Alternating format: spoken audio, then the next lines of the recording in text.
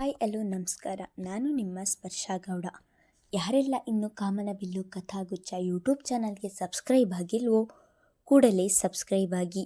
ಕತೆ ಇಷ್ಟ ಆದರೆ ಶೇರ್ ಮಾಡಿ, ಲೈಕ್ ಮಾಡಿ ಹಾಗೂ ಕಮೆಂಟ್ ಮಾಡಿ.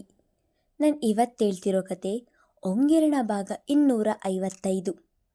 ಇಬ್ಬರಿಗೂ ಕೂಗಿಕೊಳ್ಳಲು ಕೂಡ ಅವಕಾಶ ಕೊಡದೆ ಬಾಯಿ ಮುಚ್ಚಿ ಚಕ್ರವರ್ತಿ ಬಂಗಲೆಯಿಂದ ಎಳೆದುಕೊಂಡು ಹೋಗಿದ್ದರು.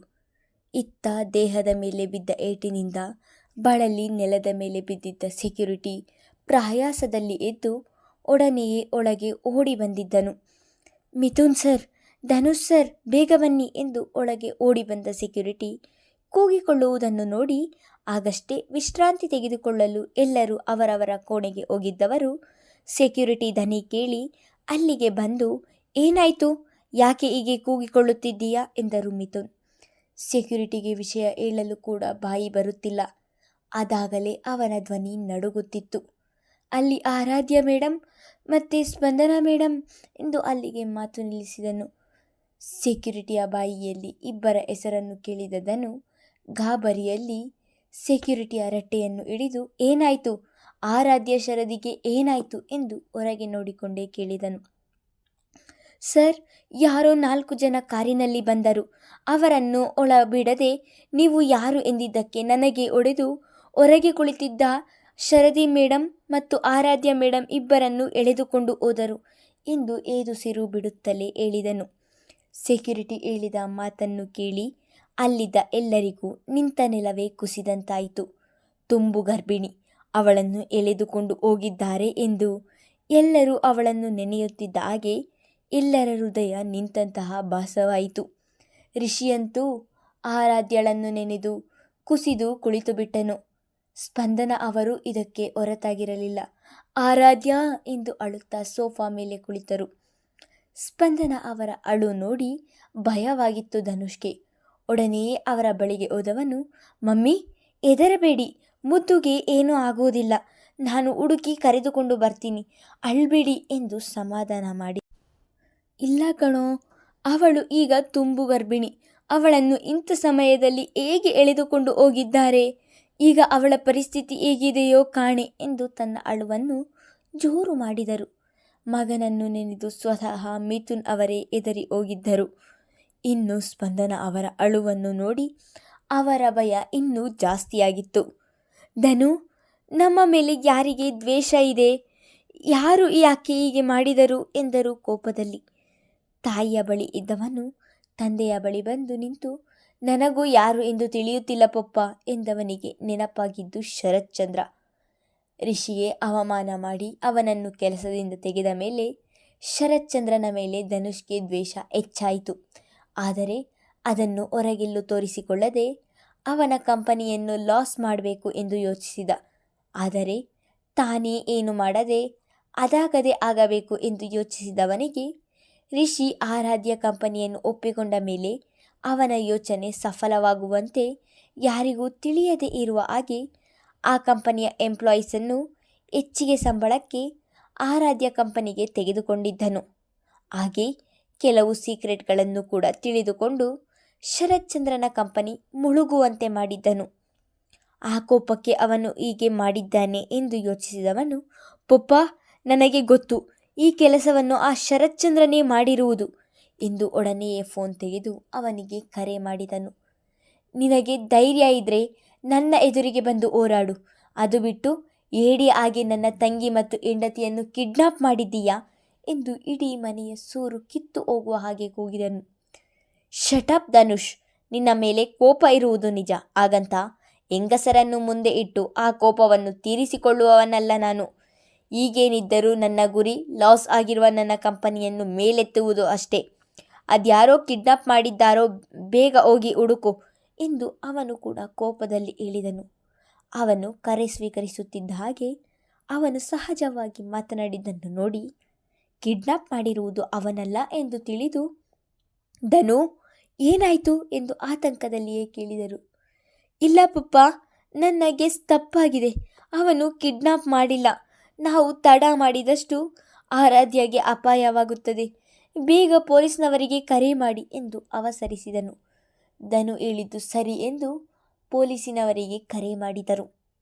ಇಷ್ಟರವರೆಗೂ ಭಯದಲ್ಲಿಯೇ ಕುಳಿತಿದ್ದ ರಿಷಿ ಎದ್ದು ಧನುವಿನ ಬಳಿಗೆ ಬಂದು, ಧನು, ನನಗೆ ಯಾಕೋ ತುಂಬ ಭಯವಾಗುತ್ತಿದೆ ಎಂದು ನಡುಗುವ ಧ್ವನಿಯಲ್ಲಿಯೇ ಹೇಳಿದನು. ಅವನ ಭಯವನ್ನು ಅರ್ಥ ಮಾಡಿಕೊಂಡಂತಹ ಧನುಷ್ ಅವನ ಕೈ ಹಿಡಿದು, ಹೆದರ್ಬೇಡ ರಿಷಿ, ಮುದ್ದುಗೆ ಏನೂ ಆಗೋಲ್ಲ. ನನ್ನ ಜೀವ ಇರೋವರೆಗೂ ಅವಳಿಗೆ ಏನಾಗೋಕ್ಕೂ ನಾನು ಬಿಡೋದಿಲ್ಲ. ಮೊದಲು ಹೊರಗೆ ಇರುವ CCTV ಫುಟೇಜ್ ಚೆಕ್ ಮಾಡೋಣ ಎಂದು ರಿಷಿಯನ್ನು ಹೊರಗೆ ಕರೆದುಕೊಂಡು ಹೋಗಿದ್ದನು. ಈಗ ವಸುಂಧರಾ ಅವರ ಅಳು ಸ್ಪಂದನ ಅವರಿಗಿಂತ ಜೋರಾಗಿತ್ತು. ಸೊಸೆ ಮಗಳು ಇಬ್ಬರನ್ನು ನೆನೆದು ಒಂದೇ ಸಮ ಅಳುತ್ತಿದ್ದರು. ಅದರಲ್ಲೂ ತುಂಬು ಗರ್ಭಿಣಿ. ಇಂತಹ ಸಮಯದಲ್ಲಿ ಎಷ್ಟು ಹುಷಾರಾಗಿದ್ದರೂ ಸಾಲುವುದಿಲ್ಲ. ಅಂಥದ್ರಲ್ಲಿ ರೌಡಿಗಳು ಅವಳನ್ನು ಎಳೆದುಕೊಂಡು ಹೋಗಿದ್ದಾರೆ ಎಂದರೆ ಅವಳ ಸ್ಥಿತಿಯನ್ನು ಅಂದಾಜಿಸಲು ಕೂಡ ಅವರಿಂದ ಸಾಧ್ಯವಾಗುತ್ತಿಲ್ಲ. ಇಬ್ಬರನ್ನು ಬಾಯಿ ಮುಚ್ಚಿ ಹಿಡಿದುಕೊಂಡು ಬಂದಿದ್ದರಿಂದ ಆ ಆಘಾತಕ್ಕೆ ಆರಾಧ್ಯ ಪ್ರಜ್ಞೆ ಕಳೆದುಕೊಂಡಿದ್ದಳು. ಶರದಿ ಮಾತ್ರ ಅವರಿಂದ ಬಿಡಿಸಿಕೊಳ್ಳಲು ಸಾಹಸ ಪಡುತ್ತಿದ್ದಳು. ಈಗ ಅವಳ ಮನದಲ್ಲಿ ಇದ್ದಿದ್ದು ಆರಾಧ್ಯ ಮಾತ್ರ. ತನಗೆ ಏನಾದರೂ ಆಗಲಿ, ಆರಾಧ್ಯ ಮಗುಗೆ ಏನೂ ಆಗಬಾರ್ದು ಎಂದು ಮನದಲ್ಲೇ ನೋವು ತಿನ್ನುತ್ತಿದ್ದಳು. ಇಬ್ಬರನ್ನು ಒಂದು ಹಳೆಯ ಗೋಡನಿಗೆ ಕರೆತಂದು ಕುರ್ಚಿಗೆ ಕಟ್ಟಿದರು. ಇಬ್ಬರು ಎದುರು ಬದುರು ಇದ್ದಿದ್ದರಿಂದ ಆರಾಧ್ಯ ಪ್ರಜ್ಞೆ ಇಲ್ಲದೆ ಇರುವುದನ್ನು ನೋಡಿ ಶರದಿಗೆ ಉಸಿರು ನಿಂತಂತೆ ಆಗುತ್ತಿತ್ತು. ಆ ಭಯಕ್ಕೆ ಕಣ್ಣೀರಿನ ಜೊತೆಗೆ ಮುಖದ ಮೇಲೆ ಬೆವರು ಕೂಡ ಸುರಿಯುತ್ತಲೇ ಇತ್ತು. ಆರಾಧ್ಯ, ಕಣ್ಬಿಡು, ಎದ್ದೇಳು ಆರಾಧ್ಯ, ನೀನು ಹೀಗಿದ್ದರೆ ನನಗೆ ತುಂಬ ಭಯವಾಗುತ್ತದೆ, ಎದ್ದೇಳು ಆರಾಧ್ಯ ಎಂದು ಒಂದೇ ಸಮ ಕಿರುಚುತ್ತಲಿದ್ದಳು. ಶರದಿಯ ಕಿರುಚಾಟ ಜಾಸ್ತಿಯಾದಂತೆ ನಿಧಾನವಾಗಿ ಕಣ್ತೆರೆದಿದ್ದಳು ಆರಾಧ್ಯ. ಅವಳು ಕಣ್ಣು ಬಿಡುತ್ತಿದ್ದ ಹಾಗೆ ಶರದಿಗೆ ಸಣ್ಣ ಸಮಾಧಾನವಾದಂತಾಯಿತು. ಕಣ್ಣು ಬಿಟ್ಟವಳನ್ನು ನೋಡಿ, ಆರಾಧ್ಯ, ನಿನಗೆ ಏನೂ ಆಗಿಲ್ಲ ಅಲ್ವಾ, ಪ್ಲೀಸ್ ಧೈರ್ಯ ತನ್ಕೋ ಎಂದು ವಿನಂತಿಸಿದಳು. ಕಣ್ಣು ಬಿಟ್ಟವಳು ಕೈ ಆಡಿಸಲು ಹೋದರೆ ಕೈಯನ್ನು ಕುರ್ಚಿಯ ಹಿಂದಕ್ಕೆ ಬಿಗಿಯಾಗಿ ಕಟ್ಟಿದ್ದರು. ಒಮ್ಮೆ ತನ್ನ ಸ್ಥಿತಿಯನ್ನು ನೋಡಿಕೊಂಡವಳು, ಶರದಿ, ಯಾರು ನಮ್ಮನ್ನು ಇಲ್ಲಿ ತಂದು ಕಟ್ಟಿರುವುದು ಎಂದಳು ಭಯದಲ್ಲಿಯೇ. ಯಾರು ಎಂದು ಗೊತ್ತಿಲ್ಲ ಆರಾಧ್ಯ, ಈ ಸಮಯದಲ್ಲಿ ನೀನು ಮಾತ್ರ ಹೆದರಬೇಡ ಎಂದಳು. ಅವಳಿಗೆ ಈಗ ತನ್ನ ಚಿಂತೆಗಿಂತ ಆರಾಧ್ಯದೇ ದೊಡ್ಡ ಚಿಂತೆಯಾಗಿ ಕಣ್ಣ ಮುಂದೆ ಬಂದು ನಿಂತಿತು. ತುಂಬು ಗರ್ಭಿಣಿಯನ್ನು ಕುರ್ಚಿಯ ಮೇಲೆ ಹೀಗೆ ಕಟ್ಟಿದ್ದರಿಂದ ಅವಳಿಗೆ ಎಷ್ಟು ಕಷ್ಟವಾಗುತ್ತಿದೆ ಎಂದು ಶರದಿಗೂ ಕೂಡ ಅರಿವಾಗುತ್ತಿತ್ತು. ಶರದಿ, ತುಂಬ ಸುಸ್ತಾಗುತ್ತಿದೆ, ನನಗೆ ಕೂರಲು ಆಗ್ತಿಲ್ಲ ಎಂದಳು.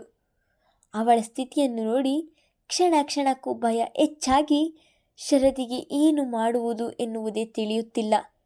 ಯಾರಿದ್ದೀರಾ? ಯಾಕೆ ನಮ್ಮನ್ನು ಹೀಗೆ ಕಟ್ಟಿ ಹಾಕಿದ್ದೀರಾ? ನಿಮಗೆ ಏನು ಬೇಕು ಎಂದು ಗಂಟಲು ಬಿರಿಯುವ ಹಾಗೆ ಕೂಗಿದಳು. ಅವಳು ಈ ರೀತಿ ಕೂಗುವುದನ್ನು ಕೇಳಿಸಿಕೊಳ್ಳಲಾಗದೆ ಅಲ್ಲಿಗೆ ಬಂದಂತಹ ಒಬ್ಬ ದಾಂಡಿಗ ಒಡನೆ ಶರದಿಯ ಕೆನ್ನೆಗೆ ಬಾರಿಸಿ, ಬಾಯಿ ಮುಚ್ಚಿದ್ರೆ ಸರಿ ಇವಾಗ, ಇಲ್ಲದಿದ್ದರೆ ನಾನೇ ನಿನ್ನ ಉಸಿರು ನಿಲ್ಲಿಸಿ ಬಿಡ್ತೀನಿ ಎಂದು ಹೇಳುತ್ತಿದ್ದ ಹಾಗೆ ನಡುಗಿ ಹೋದಳು ಶರದಿ. ದಾಂಡಿಗ ಶರದಿಗೆ ಹೊಡೆದದ್ದನ್ನು ಆರಾಧ್ಯಳಿಗೆ ಸಹಿಸಲು ಆಗಲಿಲ್ಲ. ಯಾರು ನೀನು? ಯಾಕೆ ಹಾಗೆ ಅವಳಿಗೆ ಹೊಡೆಯುತ್ತಿದ್ದೀಯ? ನಿನಗೆ ಏನು ಬೇಕು? ನಿಮಗೆ ಹಣ ಬೇಕಿದ್ರೆ ಕೇಳಿ, ನಾವು ಕೊಡ್ತೇವೆ, ಮೊದಲು ನಮ್ಮನ್ನು ಬಿಟ್ಟು ಬಿಡಿ ಎಂದಳು.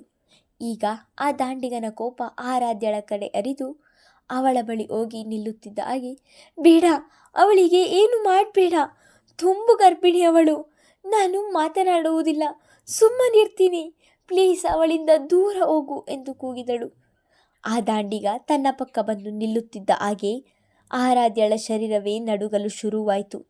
ಅದಾಗಲೇ ಅವಳಿಗೆ ಸಣ್ಣದಾಗಿ ಹೊಟ್ಟೆ ನೋವು ಕೂಡ ಬಂದಿತ್ತು.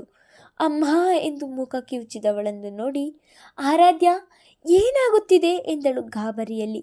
ಶರದಿ, ಹೊಟ್ಟೆ ನೋವುತ್ತಿದೆ ಎಂದು ಹೇಳುವಾಗಲೇ ಶರದಿಗೆ ಭಯ ದುಪ್ಪಟ್ಟಾಗಿತ್ತು. ಆರಾಧ್ಯ, ನೀನು ಸ್ಟ್ರೆಸ್ ತಗೋಬೇಡ, ಪ್ಲೀಸ್ ನನ್ನನ್ನು ನೋಡಿಲಿ, ಕಣ್ಣು ಮುಚ್ಚಿ ರಿಲ್ಯಾಕ್ಸ್ ಆಗು, ಪ್ಲೀಸ್ ಆರಾಧ್ಯ ಎಂದು ವಿನಂತಿಸಿಕೊಂಡಿದ್ದಳು. ಅಣ್ಣ ನನ್ನನ್ನು ಬೇಕಿದ್ರೆ ಏನಾದರೂ ಮಾಡಿ, ಆದರೆ ಆರಾಧ್ಯಳನ್ನು ಬಿಟ್ಟು ಬಿಡಿ, ಅವಳನ್ನು ನೋಡಲು ಆಗ್ತಿಲ್ಲ ಎಂದು ಅಲ್ಲಿಯೇ ನಿಂತಿದ್ದವನ ಕಡೆ ನೋಡಿ ಹೇಳಿದರೆ, ಕಲ್ಲು ಹೃದಯದವನು ಕರಗಲು ಸಾಧ್ಯವೇ? ನಾನು ಕೂಡ ಇದೇ ರೀತಿಯ ಒಡಲಿನಿಂದ ಹುಟ್ಟಿ ಬಂದಿದ್ದೇನೆ ಎನ್ನುವ ಕನಿಷ್ಠ ಪ್ರಜ್ಞೆ ಇಲ್ಲದವನಿಗೆ ಗರ್ಭಿಣಿ ಹೆಣ್ಣಿನ ಮೇಲೆ ಕನಿಕರ ಕೂಡ ಬರಲಿಲ್ಲ. ಆರಾಧ್ಯಳ ಜಾಗದಲ್ಲಿ ಅವನು ಅವರ ತಾಯಿಯನ್ನು ನೆನೆಯುವ ಪ್ರಯತ್ನ ಕೂಡ ಮಾಡಲಿಲ್ಲ. ಏನ್ರೋ ಇವರು ಇಷ್ಟೊಂದು ಮಾತಾಡ್ತಾರೆ, ಬಾಸ್ ಎಷ್ಟೊತ್ತಿಗೆ ಬರ್ತಾರೆ, ಕೇಳು ಇವರ ಮಾತು ಕೇಳಿ ತಲೆನೋವು ಬರ್ತಿದೆ, ನನಗೆ ಕೋಪ ಬಂದರೆ ಈಗಲೇ ಇವರಿಬ್ಬರ ಮಾತುಗಳನ್ನು ನಿಲ್ಲಿಸಿ ಬಿಡ್ತೀನಿ ಎನ್ನುತ್ತಿದ್ದ ಹಾಗೆ ಶರದ್ಯ ಗಂಟಲಿನಲ್ಲಿ ನರಗಳು ಬಿಗಿದಿದ್ದವು. ಆರಾಧ್ಯಳ ಹೊಟ್ಟೆ ನೋವು ಕೂಡ ಹೆಚ್ಚಾಗಿತ್ತು. ಮುಂದುವರೆ ಈ ರೌಡಿಗಳ ಹಿಂದೆ ಇರುವ ದುಷ್ಟರ ಕೈ ಯಾವುದು ಎಂದು ಮತ್ತು ಆರಾಧ್ಯ, ಶರದಿ ಹಾಗೂ ಆರಾಧ್ಯಳ ಒಡಲಿನಲ್ಲಿರುವ ಇನ್ನೂ ಕಣ್ಣೇ ಬಿಡದ ಕಂದ ಹುಷಾರಾಗಿ ಮನೆಗೆ ಬರುತ್ತಾರಾ ಎಂದು ಮುಂದಿನ ಸಂಚಿಕೆಯಲ್ಲಿ ತಿಳಿದುಕೊಳ್ಳೋಣ. ಧನ್ಯವಾದಗಳು.